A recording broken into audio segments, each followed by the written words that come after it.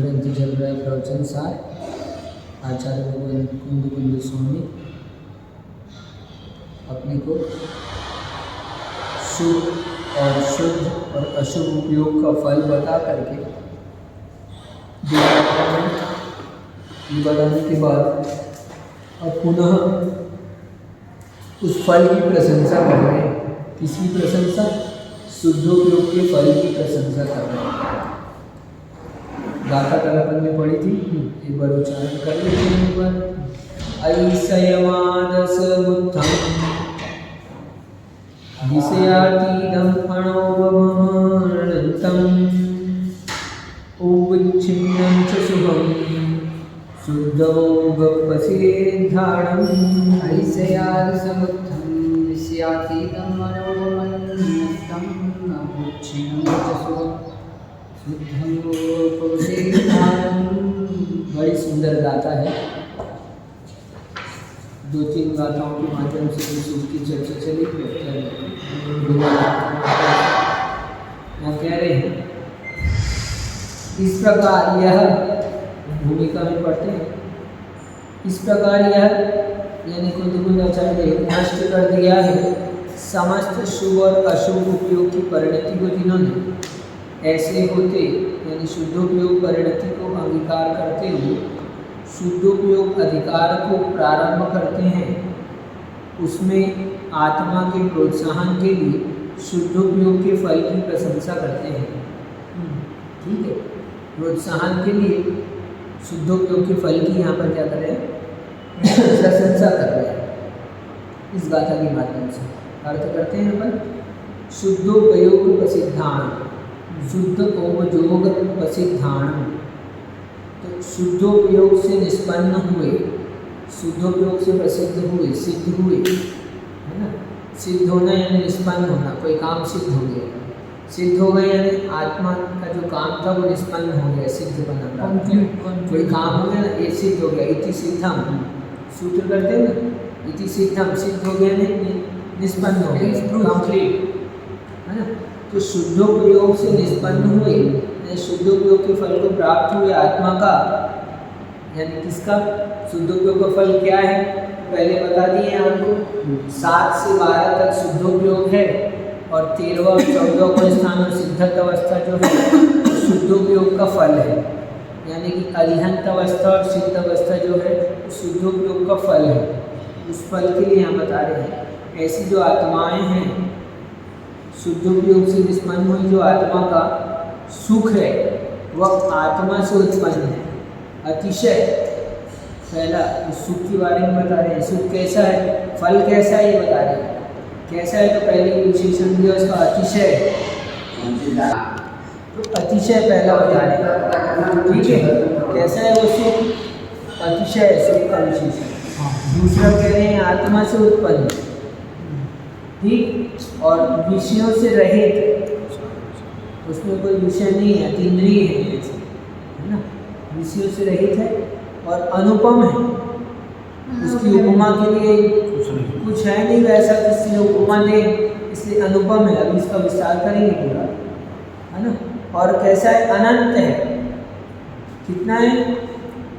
अनंत सुख है। और कैसा है? विशेष अविच्छिन्न है, उसमें गैप नहीं पड़ता, बीच में छेद नहीं होता, कंटिन्यू है, अविच्छिन्न, छिन्न नहीं होता बीच में, अखंड धारा चलती है, सुख की अखंड धारा, ठीक। ऐसा सुख अटूट है, निरंतर एक सा रहने वाला है, अविच्छिन्न। ऐसे ही इन विशेषताओं को यहाँ पर बताया। यानी फल की प्रशंसा है, फल की क्वालिटी बता दी, यानी फल की प्रशंसा हो। फल कैसा है? शुद्धोपयोग का फल कैसा है? तो ऐसा ऐसा है, अतिशय है, आत्मा से उत्पन्न है, विषयों से रहित है, अनुपम है, अनंत है, अविच्छिन्न है। आचार्य भगवान टीका करते हैं अमृतचंद स्वामी। पहली विशेषता कह रहे हैं अनादि संसार से जो पहले कभी अनुभव में नहीं आया, ऐसे अपूर्व परम अद्भुत आह्लाद रूप होने के कारण से अतिशय मान है। अब पहली बात इसमें अतिशय जो कही, अतिशय किस कारण से है? क्योंकि आज तक ऐसे सुख का कभी जीव ने अनुभव नहीं किया। अतिशय क्या होता है? आश्चर्य क्या है? अतिशय जैसे नहीं देखा ऐसी चीजें हैं। तो सुख का वेदन तो इस जीव ने किया। कौन से सुख का? इंद्रिय सुख का किया, आत्मिक सुख का भी किया, तो भी वो कितना किया? अंश मात्र में किया थोड़ा। लेकिन ऐसे क्या पूर्ण रूप से अनादि संसार में पहले कभी भी अनुभव नहीं आया। ऐसे अपूर्व परम अद्भुत आह्लाद होने के कारण से कैसा है? वो अतिशयवान है। उसकी अतिशय बना क्यों है? उसकी अतिशय बना क्योंकि कभी भी अनुभव में नहीं आया, इसलिए उसका अतिशय बना। सही। परम अद्भुत आह्लाद सुख का मतलब ही आह्लाद बना है ना? आह्लाद रूप होता है सुख। सही। क्या आह्लाद रूप होता है? अंतरम से गदगद भाव जिसको कहते हैं आते हैं, वैसे सुख होता है, सुख लगता है। ठीक, तो ये है सुख। सुख यानी क्या होता है? सुख में और क्या होता है? अंदर से खुशी, अंदर से आह्लाद होता है ना? तो वो आह्लाद बना, लेकिन कैसा आह्लाद बना? जिसका अनुभव आज तक नहीं किया कभी, और कभी अनुभव नहीं किया है, इसलिए क्या है? ये अतिशयवान है। विशेष अतिशयवान, अतिशय में भी अतिशयवान कह रहे हैं। विशेष समझना, मंतु प्रत्यय जो लगाता है ना, तो हाँ मंतु प्रत्यय लग रहा है इसमें, तो वो अतिशय विशिष्टता के अर्थ में लगता है ना? धनवान किसको कहते हैं? थोड़ा बहुत धन हो तो धनवान नहीं कहलाता, विशिष्ट धन संपत्तिशाली हो तो धनवान कहलाता है। तो ऐसा इसमें अतिशय भी है, तो अतिशयवान है। अतिशयवान, अतिशय में भी महा अतिशय की महानता है इसकी। परम योगी, एक योगी और एक परम योगी है, इसलिए परम अद्भुत आह्लाद, अद्भुत। ठीक, अद्भुत क्यों कह रहे? अद्भुत है ना? अद्भुत भूत में नहीं हुआ है, अद्भुत है। पहले कभी नहीं हुआ, वो अद्भुत एकदम अद्भुत। अच्छा, ये अद प्रत्यय लगा है। हाँ, अद्य उपसर्ग लगा है। हाँ, तो अद्भुत है, परम अद्भुत। ठीक, एक्सीलेंट। तो आज तक अनुभव नहीं किया, पहले कभी अनुभव नहीं किया ऐसा अपूर्व। ठीक, अपूर्व है, परम अद्भुत है, परम अद्भुत। अद्भुत भी नहीं कहे, परम अद्भुत, और आह्लाद रूप होने के कारण से अतिशयवान। पहला विशेषता हो गई सुख की। किसकी? जो शुद्धोपयोग का फल है, उस फल की प्रशंसा है, यानी फल की क्वालिटी है, फल के गुण है बता रहे हैं ये। तो दूसरी बात, आत्मा को ही आश्रय लेकर स्वाश्रित प्रवर्तमान होने के कारण आत्मोत्पन्न है। अब ये सुख किससे मिलता है? तो किसी दूसरी वस्तु से नहीं मिलता। सही, किसी दूसरे से आश्रय से सुख मिलता है तो वो दूसरी वस्तु तो दूर हो जाती है। ये तो आत्मा से ही उत्पन्न हुआ है, तो अब आत्मा से आत्मा कब दूर होगी? स्वयं से कब दूर होता है? तो भाई दूर नहीं होता। और इसके लिए फिर दूसरे की, जहाँ दूसरे की जरूरत पड़ती है वहाँ पर क्लेश होता है। सही, पराश्रय से निरपेक्ष होने के कारण। तो ये स्वाश्रय है, स्वाश्रित है, आत्मा का ही आश्रय लेकर जो प्रवर्त। किसका आश्रय लिए भगवान ने? स्व का आश्रय लिए। सेल्फ डिपेंडेंट का रेनक्तन वट्टई अप्पाणम उंतु अन्न दविरपि तम्हा तत्तिमयी होगी मोक्ष कारण आधा। सही, मोक्ष का कारण कौन है? आत्मा। तो कारण आत्मा, स्वयं आत्मा कारण है, बाकी जो भी चीजें आप कहो सब सामग्री निमित्त मात्र है। तो उपादान कारण कौन है मोक्ष का? स्वयं आत्मा, स्वयं कारण है। स्वयं कारण है, स्वयं से उत्पन्न हुआ है, इसलिए स्वोत्पन्न, आत्मोत्पन्न है। दूसरे का कोई विकल्प नहीं, टेंशन नहीं।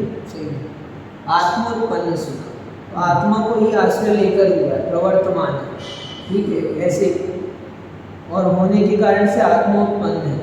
आत्मा का ही आश्रय लेकर प्रवर्तमान होने के कारण से आत्मोत्पन्न है, आत्मा का ही आश्रय लेकर उत्पन्न हुआ। सही, सेल्फ डिपेंडेंसी। बस जहाँ पर दूसरे को काम कराना पड़ता है अपने को, तो वो कैसा करेगा नहीं करेगा, पराश्रय में दुख होता है। परापर सापेक्षता, स्वाश्रय में कभी दुख नहीं होता। स्वाश्रय में अपने को करना है तो कोई बात नहीं। सही, विकल्प नहीं। सुख का यही साधन सबसे बड़ा। इसलिए बीच में ही कह रहे हैं, इसमें से रिलेटेड बात, अपने को टेंशन होती है ना, लोगों को क्रोध आता है, बहुत कषाय होती है, लोगों को आजकल घर में चिड़चिड़ापन रहता है, सबसे बड़ा कारण है उसका कि आप पर आश्रित होते हो। आप जितना काम अपने हाथ से करोगे, मानी स्वयं घर में बैठकर अपना काम अपने हाथ से करने की कोशिश करो पूरा, जितना ज़्यादा से ज़्यादा अपने आप से कर सकते हो उतना आपको कषाय कम होगी। क्या हम इसलिए हम मुनि बने तो हम भी अपना जितना काम अपने आप से करने का योग है हमारे को अपने आप से करना चाहिए, उतने हमारे को विकल्प कम होते हैं। दूसरे का मुंह नहीं देखना पड़ता, राग देश नहीं होता, हमारे मन मुताबिक की बात नहीं है, हमको करना है तो हम ही हैं सब राजा, है ना। खुद करते हैं, गलती भी होता है तो दिखता है खुद ही तो किए। हाँ मशीन बनाते हैं, गड़बड़ हो जाती है तो हम खुद ही बनाए हैं तो फिर सुधारेंगे, से भोजन ऐसा होता है। निर्णय हमारे तो नतीजे जो भी हो वो हम झेलेंगे, सीधा है। तो सुनो, अपने हाथ से भोजन बनाते हो तो कितना टेस्टी लगता है, और कैसा भी बने खाते फिर खाते ही खाते हैं। तो उतना दुख नहीं होगा जितना किसी नहीं, और से एक्सपेक्टेशन अब करते तुम हैं। सोच के गए और वहाँ पर छूट गया कैसा भी, तो वहाँ तो तुम्हारी राग देश होगा अपने हाथ से। इसलिए ज़्यादा से ज़्यादा अपना सेल्फ डिपेंड रहो, जितना दूसरे पर डिपेंड रहोगे तुमको बहुत दुख होगा। सही। घर में भी रहते हैं ना, तो अपने को घर में भी अपना काम स्वयं अपने हाथ से जितना करोगे उतना आनंद रहेगा अपने जीवन में, उतना आनंद रहेगा। अब मूल तो यहाँ समझना है अपने को, तो ये आत्मोत्पन्न है, वो जो सुख है ना वो किसी दूसरी वस्तु से उत्पन्न नहीं होता, तो आत्मोत्पन्न है। तो अब हमको दूसरे की तरफ मुख नहीं करना पड़ता, दूसरे की तरफ देखना नहीं पड़ता, अपने को यही सुख चाहिए ना, तो अब कौन देगा ये सुख? सेल्फ, कौन देगा? तो सेल्फ जनरेशन है, हम देंगे सुख, सेल्फ जनरेटेड, गुरु देंगे सुख, सेल्फ जनरेटेड, कोई नहीं देने वाला है। Self generated. तो इसलिए ये आश्रय अपने स्वयं से स्वाश्रित पर सही बहुत, हम तो बहुत खुश होते हैं इस बात से। ये जो हमने देखा ये हम और कहाँ से इंस्पायर हुए आपको बता दें, हम गए थे वर्धा में विनोबा भावे के आश्रम में। अच्छा। हाँ, तो वहाँ पर 80 साल के 75 साल के एक क्लास ऑफिसर, IAS ऑफिसर लोग रिटायर होकर जो वहाँ पर अब रहते हैं, तो वो लोग वहाँ पर अपने कपड़े धोने से लेकर खेती के लिए वो जो उगाते भी हैं और बर्तन मांजने तक और झाड़ू पोछा लगाने तक पूरे आश्रम में उस सेल्फ को करते हैं वहाँ पर काम सब। यानी कि जितना आप स्वयं अपने हाथ से करोगे उतने आपके संकल्प विकल्प कम होंगे, उतने राग द्वेष कम होंगे। आप इस स्वाश्रम में पहुँचने के लिए ना व्यवहार में भी स्वाश्रय पहले आना पड़ेगा अपने, क्या तभी अपन परमार्थ से स्वाश्रय में पहुँच पाएंगे। आप व्यवहार से भी स्वाश्रय में नहीं आओगे ना तो भी नहीं काम चलेगा, तो थोड़ा व्यवहार में भी स्वाश्रय में आओ, परमार्थ भी स्वाश्रय में। थोड़ा सा इसमें तुम्हारी बात नहीं बोल रहे हैं, अपन तो जनरल बोल रहे हैं। यहाँ पर जिसे आया लेकिन देखिए कर्मों का बंध तुरंत कम हो जाएगा।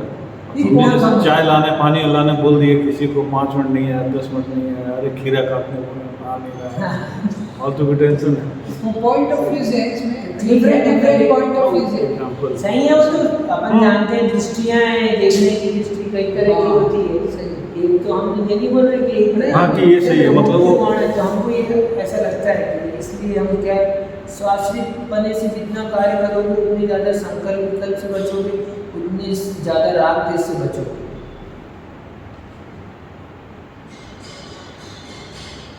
ऐसे बना है तो मूल बात थी स्वाश्रय से सुख उत्पन्न होता है, तो ऐसे स्वाश्रय से होता है, आत्मा से उत्पन्न होता है। दूसरे से 42 में कहते हैं पराश्रय से निरपेक्ष होने के कारण से, यानी स्पर्श रस गंध और शब्द के तथा संकल्प विकल्प के आश्रय की अपेक्षा से रहित होने से विषयातीत है। स्वाश्रित स्वात्मोत्पन्न होने से, आत्मोत्पन्न होने से, है ना, स्वाश्रित है आत्मा के आश्रय से होता है। और पराश्रय से निरपेक्ष होने के कारण से क्या है, पराश्रय से निरपेक्ष होने के कारण से देखो संकल्प विकल्प के आश्रय की अपेक्षा से रहित होने से विषयातीत है। इसको कह रहे हैं जो सुख है विषयातीत है, अतीत की इच्छा विषयातीत है। ठीक है।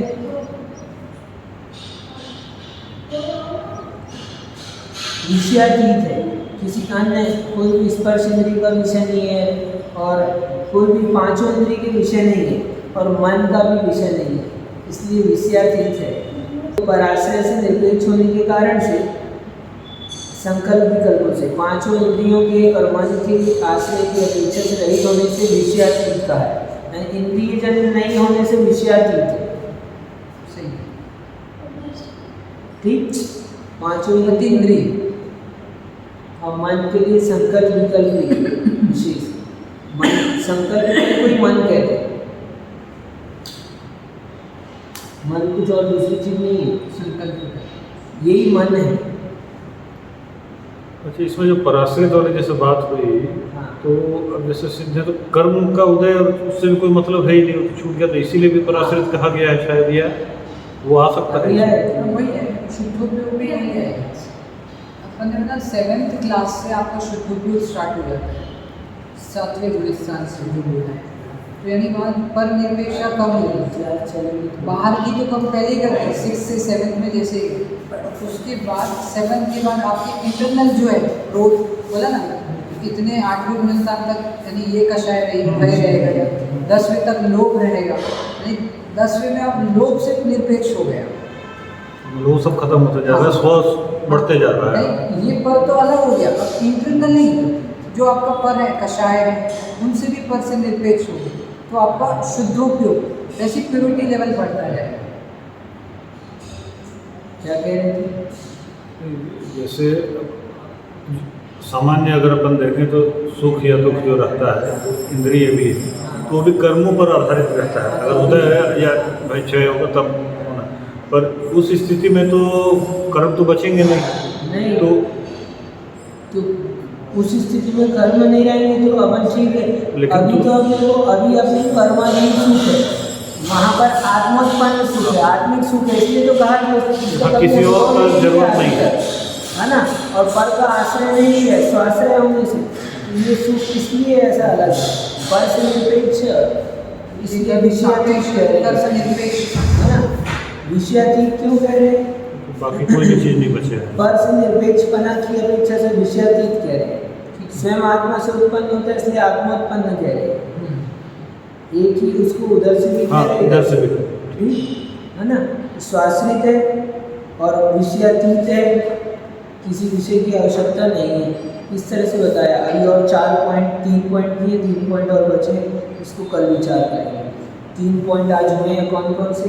पहला अतिशयवान है, यानी अतिशयवान है क्योंकि आज तक अपूर्व में कभी उसका वेदन नहीं किया, अनुभव नहीं किया, अद्भुत है ना, परम अद्भुत है, इसलिए अतिशयवान है। दूसरा आत्मोत्पन्न कहा, आश्रय से उत्पन्न होता है।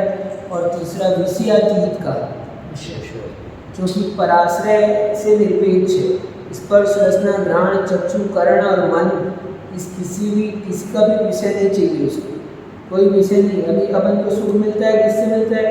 विषयों का सुख है। ये पंखा चल रहा है तो सुख मिलता है कि नहीं, हवा चल रही तो अच्छा लग रहा है, ये स्पर्श इंद्रिय के कारण से हम सुख ले रहे हैं। तो अभी हमारा सुख कैसा है? ये पराधीन है, लाइट बंद हो जाएगी तो कैसा होगा? तो सुख दुख में बदल जाएगा, है ना। क्या मान लो, और पंखा गलती से पंखा गिर जाए तो और क्या होगा?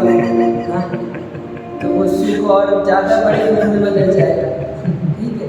और जो भी XYZ, तो अपन ऐसे इंद्रियों के सुख लेते हैं, पराश्रित सुख हमेशा पराश्रित सुख रहेगा। तो वो जो है वो विषयातीत सुख है, जो किसी भी विषयों के लिए उसको आवश्यकता नहीं, सब विषयों से निरपेक्ष होकर है, पर निरपेक्ष का इसलिए किसी की भी अपेक्षा नहीं है। तो लेकिन अब इसमें फिर ये होगा कि ज्ञान से भी अगर किसी को सुख मिलता है, हाँ, तो भी डिपेंडेंट हो गया। तो अभी तो आपका पराश्रित सुख है ना, अभी कर्णेंद्रिय का विषय आपको मिल रहा है और मन का विषय मिल रहा है, संकल्प भी करें, वो आपका पराश्रित सुख है। अभी हमारे आश्रय पे हम मान लो बोलने बंद कर दें, इन लोगों से बात करना लग जाए तो आपको दुख लगेगा। टाइम चल क्या है, यहाँ हमारा टाइम इतना इम्पोर्टेंट टाइम, हम काम निकाल के आए, साइंटिस्ट हैं और फिर यहाँ बैठे हैं, आपके पास समय दे रहे हैं बताओ नहीं है ना? नहीं मतलब जैसे इसलिए तो मतलब ये बताया ये हाँ, ठीक है, ये भी पराश्रय है। पराधीन है। आप हमारे आश्रय में हो ना, हाँ हमारे आश्रय से सुख का मिलन कर रहे हो अभी आप, हमारे आश्रय से कहो, इस ज्ञान के आश्रय से, जिनवाणी के आश्रय से, तो ये अभी पराधीन चल रहा है, ये पराधीन बना है इसका, इसमें भी करूँ ठीक है ना?